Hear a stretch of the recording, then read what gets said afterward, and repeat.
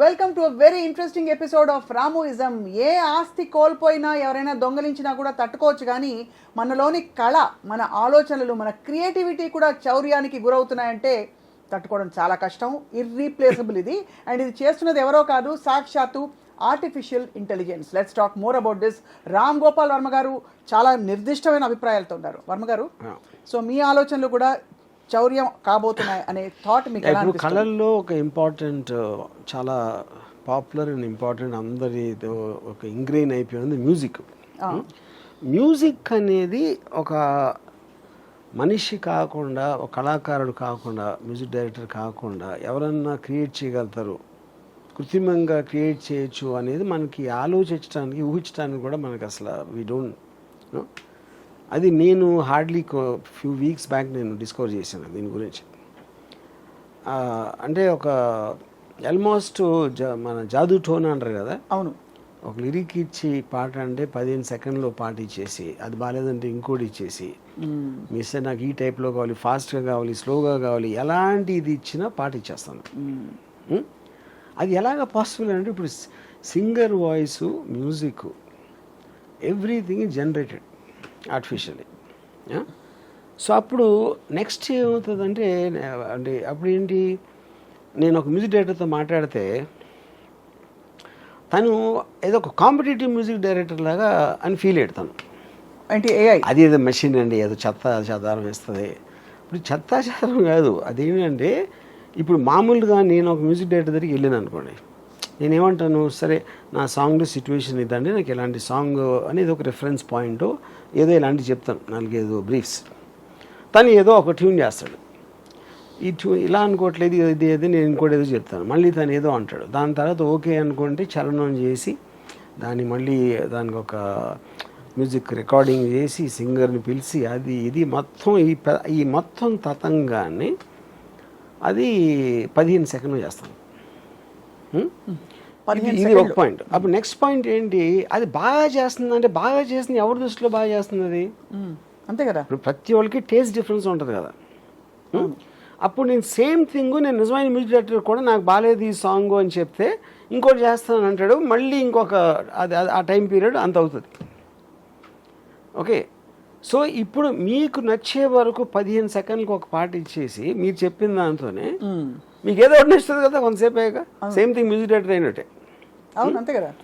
అప్పుడు music director తను ఏమన్నాడంటే, ఇప్పుడు ఒక యావరేజ్ మ్యూజిక్ డైరెక్టర్, అంత విషయం లేని మ్యూజిక్ డైరెక్టర్కి హెల్ప్ అవుతుంది అన్నాడు.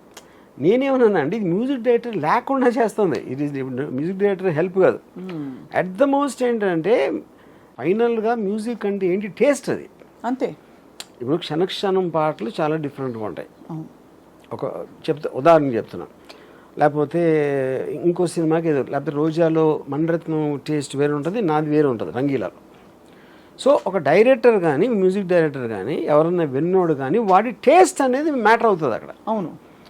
అప్పుడు ఏఐ ఇచ్చిన మ్యూజిక్ని మీరు మీ టేస్ట్లో మీకు ఏమి నచ్చుతుంది అనేది యాక్చువల్ పాయింట్. అది మీ టేస్ట్ ప్రకారం ఏది మీకు ఓకే అవుతుంది. ఇప్పుడు మీకు ఫర్ ఎగ్జాంపుల్ కర్ణాటక సంగీతం ఇష్టం, నాకు లేదు. అవును. అప్పుడు నాకు కర్ణాటక రాగంలో ఇస్తే నేను కాదంట. కానీ మీరు చెప్పేటప్పుడే నాకు ఈ స్టైల్లో కావాలి, వాల్డ్స్లో కావాలి, హార్డ్ రాక్ కావాలి, లేకపోతే ఎక్సా వయ్య ఉన్న మ్యూజిక్ స్టైల్స్లో మీరే ఇస్తున్నారు, దాని ప్రాంప్ట్ ఏ స్టైల్లో కావాలి ఆ సాంగ్ అని. సో ఇక్కడ ఈ పాయింట్ మీరు చెప్తున్నది ఎలాబరేట్ చేస్తే, బిగ్గెస్ట్ బెనిఫిట్ ఏంటి, కాస్ట్ కటింగా, టైం సేవింగా, లేక? Obviously cost and time saving, అది ఆబ్వియస్. కానీ ఇంకా పెద్ద ఏంటంటే మ్యూజిక్ ఇండస్ట్రీ చచ్చిపోతుంది. ఇప్పుడు ఈ మ్యూజిషియన్స్ ఎందుకు నేర్చుకుంటారు మ్యూజిక్ అసలు? ఇప్పుడు సింగర్స్ ఎందుకు వస్తారు అంటే ఒక ప్రొఫెషన్, లేదంటే అది లేదు కదా. ఎందుకంటే అదంతా బైపాస్ చేసి ఇది మీకు ఇచ్చేస్తున్నప్పుడు ఆ ప్రొఫెషన్ మీరు అసలు దాన్ని ఫాలో అవ్వటం మీనింగ్ లేదు కదా ఇంకా. అయినా ఇది కొత్తగా ఎన్నోళ్ళకి షాకింగ్గా ఉంటుంది. నేను ఇప్పుడు ఒక డెమాన్స్ట్రేట్ చేస్తాను అన్నమాట. ఇప్పుడు ఒక లిరిక్ రైటర్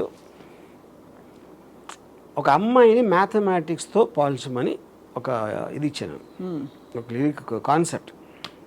ఓకే, ఇప్పుడు అతను ఇచ్చిన లిరిక్స్ని నేను ఈ one of these A generation music యాప్లో పెట్టాను.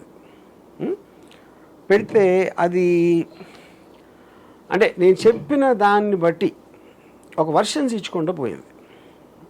ఓకే, నేను నా టేస్ట్కి ఏదో అనుకుని కొన్ని పల్లవులు చేశాను.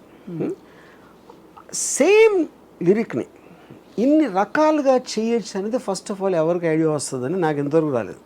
ఇన్ని ఇంటర్ప్రిటేషన్స్ ఉండగలుగుతాయి అనేది ఒకే దానికి. ఓకే, ఇప్పుడు ప్లే చేస్తాను.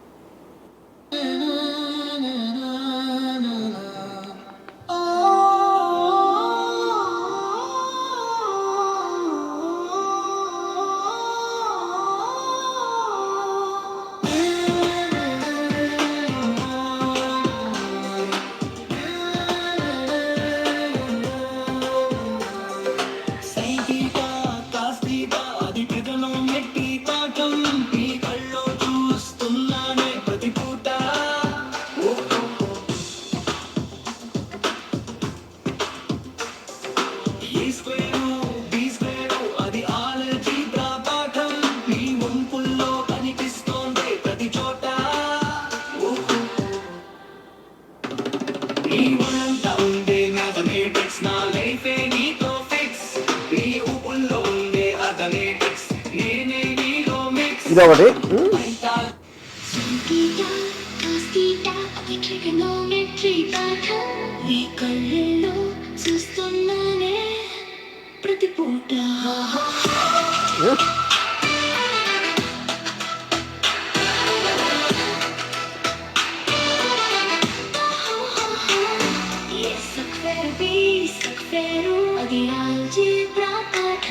నీ వంపుల్లో కనిపిస్తుందే ప్రతి చోట.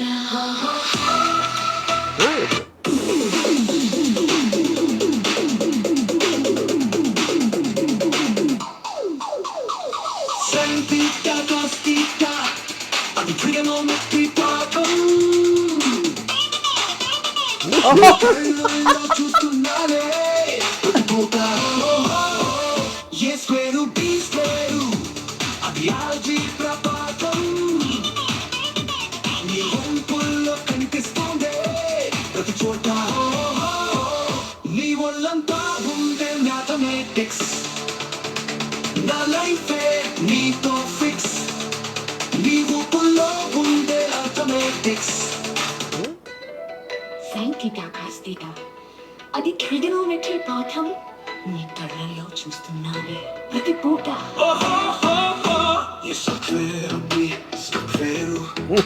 అది ఆల్జీబ్రా పాఠం, నీ వంపుల్లో కనిపిస్తుంది. అప్పుడు లక్షణంగా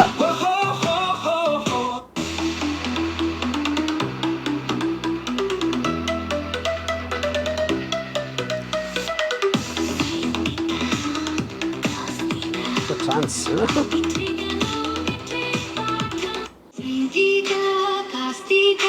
ట్రిగనోమెట్రీ పాఠం, నీ కళ్ళల్లో చూస్తున్నానే ప్రతి పూట.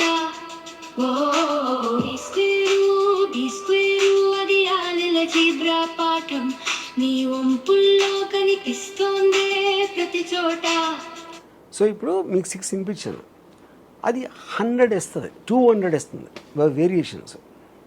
And all of them, each of them in 15-10 seconds. ఇప్పుడు వాయిస్ మ్యూజిక్ ఎవ్రీథింగ్ జనరేట్ చేస్తే ఇప్పుడు నిజంగా ఉన్న ఆర్టిస్టులు ఏమవుతారు, ఏం చేస్తారు వాళ్ళు?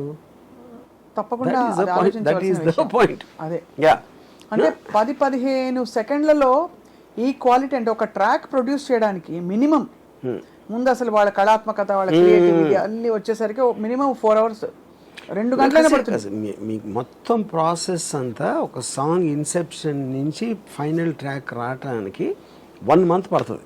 15 days to 1 month will be the time taken generally.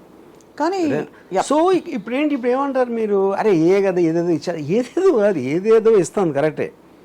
ఇప్పుడు నేను ఉదాహరణకి నేను ఒకటి అనుకున్నా ఇది బాగుందని, వచ్చిన ఇన్ని వర్షన్స్లో నేను ఒక 10 మందికి వినిపిస్తే ఎవరెవరికి వేరే తెచ్చింది, ఎందుకంటే టేస్ట్ అందరిది ఒకటే ఉండదు కదా.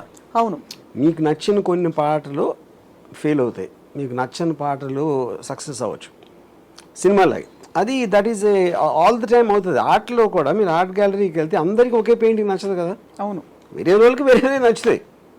కానీ మీకు స్పీడ్ ఆఫ్ జనరేషను అంత ఫాస్ట్గా ఇచ్చినప్పుడు అది ఎలాగ మీరు అసలు how will you even understand the cortex? కానీ టు బి చాలా ఇది ఎఫిషియన్సీ పాయింట్ ఆఫ్ వ్యూ నుంచి నో డౌట్ అన్డిబేటబుల్.